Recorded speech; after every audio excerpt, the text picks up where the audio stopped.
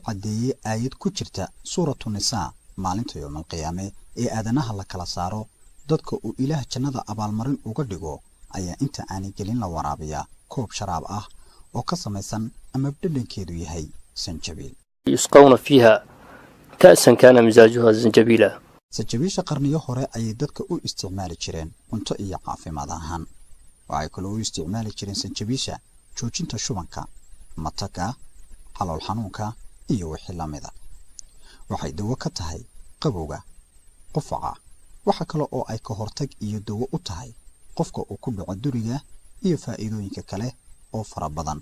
sida marka ay carruurtu sumoobaan waxa kale oo ay dawo ka tahay madax xanuunka dhinaca ah sida dhanjafka ama goonjabka kolba qofba sidii uu u yaqaano sanjabiisha waxa ay kaloo dawo u tahay cudurrada aadka halista u ah sida kansarka haddana iyadoo oo laga maarmaynin daawooyinka ka samaysan kimikalka iyo laysarka sidaa darteed sanjabiisha waxaa loo odhan karaa cudurka kansarka waxa uu u yahay dhammaystir sanjabiisha waxa ay caawisaa kelyaha si ayna laqiif u noqon marka uu qofku ku dhaco amaba haleelo sonkorowga ama macaanka waxa kaloo ay dawo ka tahay xiiqda neefayaasha waxayna ay awood siisaa difaaca jidhka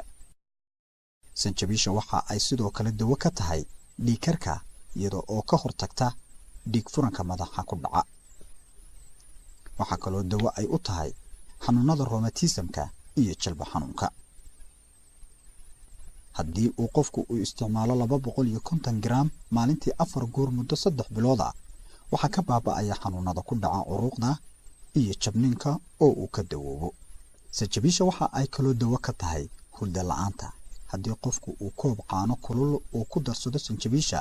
waxa uu soo noqonaysa hurdadii caadiga ahayd sanjabiisha waxa ay faa'iido u leedahay dhinaca galmada lamaanaha gaar ahaan ragga ay ku yaraatay raganimada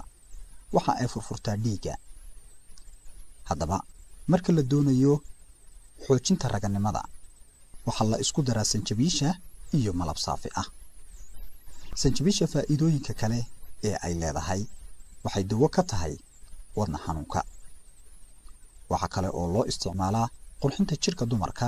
iyo baabiinta findoobka sanjabiisha waxa ay baabiisaa oo kale waxyaabaha duxda dhaliya ama keeni kara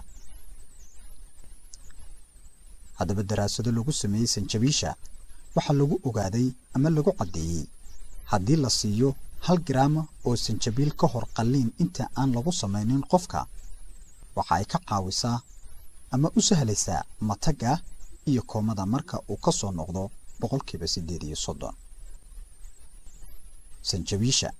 dhaqaatiirtu waxa ay sheegeen in ayna dawo ka ahayn mataga dumarku ay yeeshaan xilliga walaca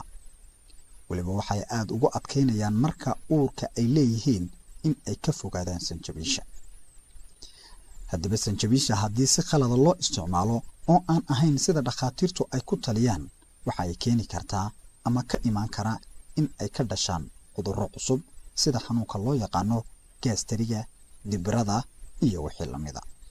waxaana ay taasi timaadaa marka la ridqo oo aad daqiiq looga dhigo waxaana lagama maarmaan ah in isticmaalkeeda lagala tashado dhaqaatiirta aad nagu cusub tahay saar subscribe aad ayay u mahadsan yihiin dadka saaray like iyagoona nagu dhiirigelinaya inaan hore u sii socono